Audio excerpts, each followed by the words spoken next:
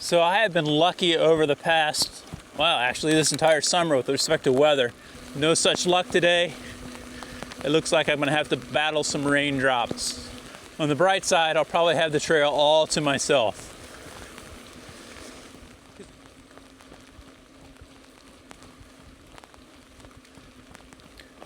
So on this ride, I'm at the Marion Tallgrass Trail. The Marion Tallgrass Trail is a rail trail. It's an east-west trail. It runs outside of the city of Marion to the Hardin County line. I've heard Marion described as a north-central part of the state.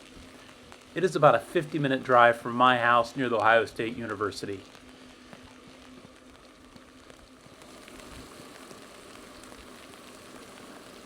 Quite the body of water over to my right.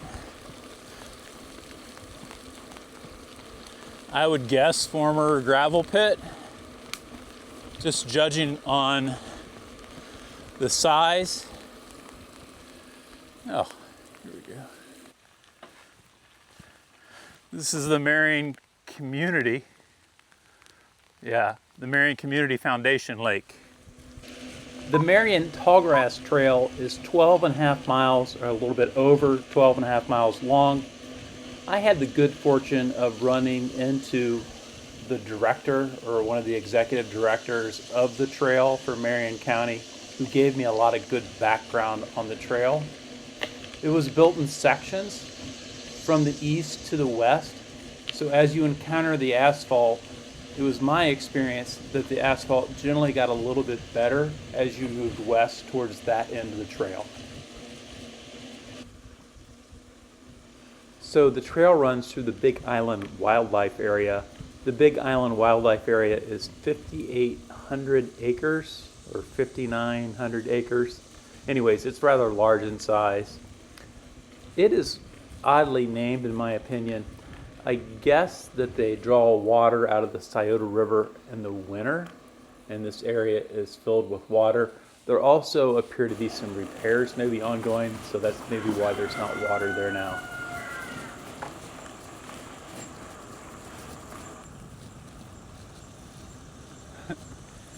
When I hear a rooster in the afternoon, I always think his clock has to be off a little bit.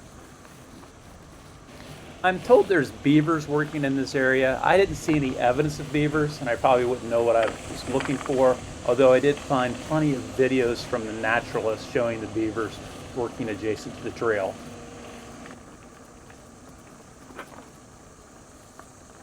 That was mile 6, so we'd be near the halfway point. So it looks like I've got a reprieve from the rain. So I've taken off my jacket, which of course means it'll rain again soon. But I don't know, feeling very fortunate right now with the weather. It wasn't looking good there for a second. It's very pleasant out, probably, I don't know, mid 70s. Slight breeze, but not windy. I mean, the trouble was I was wearing that rain jacket. It wasn't even my cycling rain jacket, it was just one I had in the truck. But all rain jackets, I think that was for running, that rain jacket. But anyways, all rain jackets just tend to amplify the heat. Probably brings up the temperature, I don't know, what do you think? 10, 15, 20 degrees? So I worked up quite a sweat riding in the rain, which seems wrong, right? I'm better now though.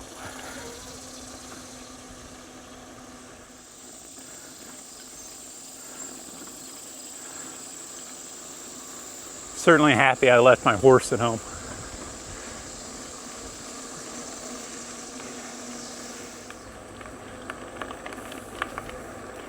Well, I hear a train.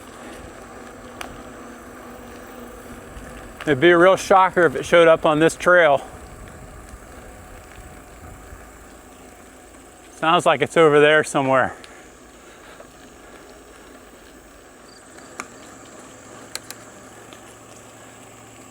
So when I was a toddler, my parents told me that they used to put me in the front seat in between them, and I would insist on standing up anytime. This is before car seats, don't judge. And anytime they would try to sit me down, I would stand up again Apparently I was afraid that I would miss something. And that's the way I feel on this trail. So much trees, so many fields, so much to look at, I'm afraid to turn off the camera. I mean, that said, when I film these videos, I usually end up with 2 or 3 hours worth of footage, and I try to trim it down, typically to like under 20 minutes. Although I'm giving consideration to making some longer videos now. I don't know. There's just a lot to see.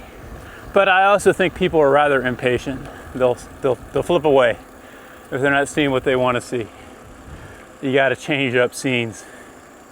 I don't know, what do you think? Would you rather watch a 25-minute cycling video or a 10-minute cycling video, or somewhere in between? If you got time and you're so inclined, let me know in the comments.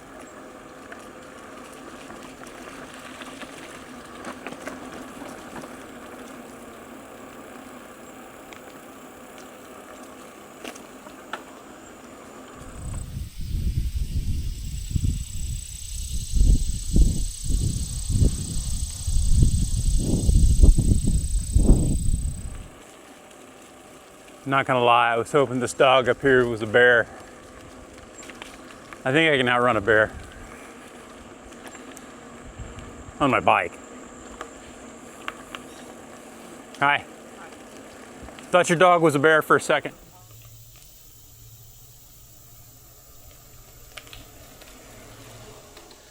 So as you can see, this is the end of the trail. The guy, the director of Parks and Rec, I believe, for Marion County, which is that way, told me that Hardin County had some interest in extending the trail and getting right away from the railroad when it closed or when they took it out, but those negotiations broke down, and I don't think they're being pursued right now. He did say there's a railroad bridge here, but not to try to walk it, which is almost double dog daring me to try. So I'm gonna check it out.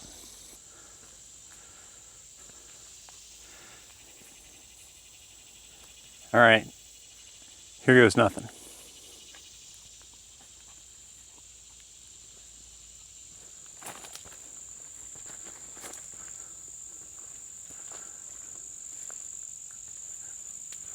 Oh, so they're giving me clues too.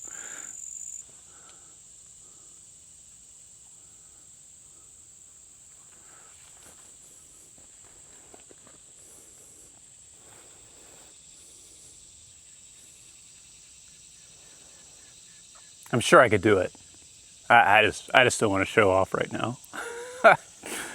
And so if you look at it, particularly over in that section over there, you can see some exposed nails.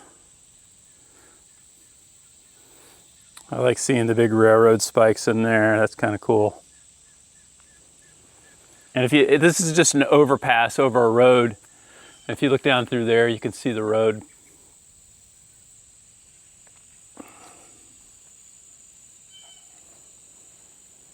Oh, I really want to do it. I mean, you know that. I mean, look at the size of those railroad ties. I mean, I wouldn't try to take my bike over it, but certainly I'd be okay doing it, right? I mean, I wouldn't want to drive my train over it either. I don't know. I'm going to think about it. I'm going to walk down to this road and think about it. The gentleman did tell me that he will ride to the end of the trail. This is Hardin County. He jumps out here in Hardin County. He's got an 11-mile loop that he does. And this is Amish country. It just looks beautiful.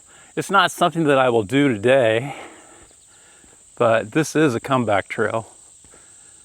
By that, I mean, I would like to come back here sometime and, you know, add some mileage to it, particularly out here. Just so nice.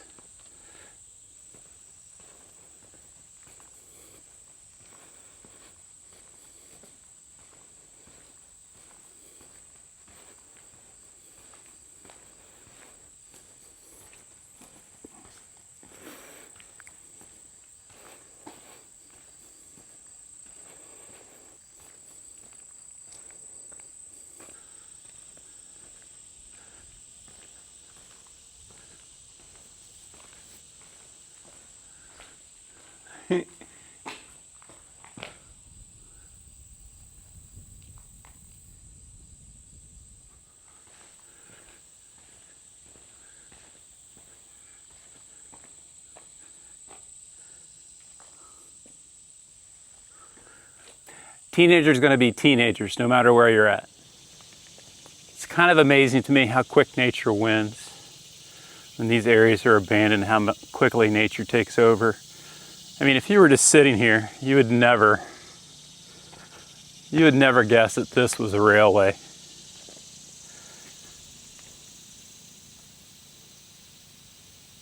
I mean, it just looks like a path through the woods.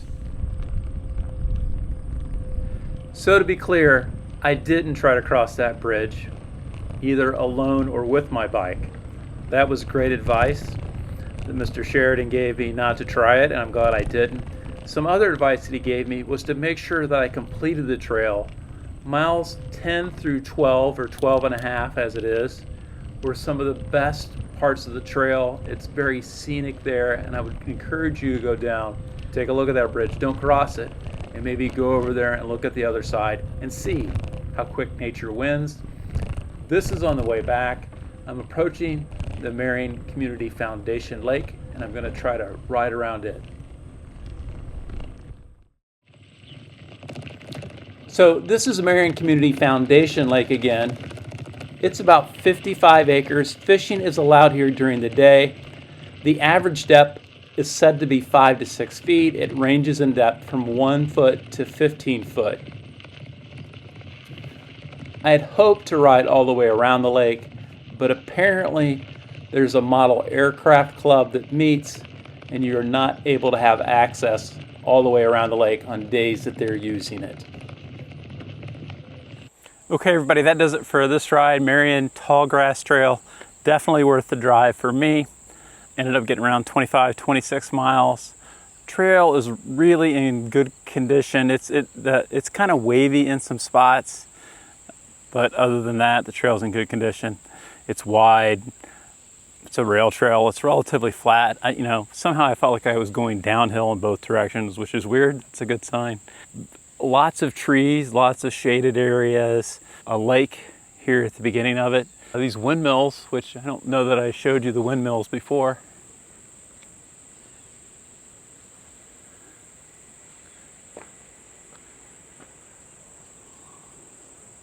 There are several of them in succession together, and I'm told that they power the Whirlpool plant. I'm not sure to what extent, although the guy told me.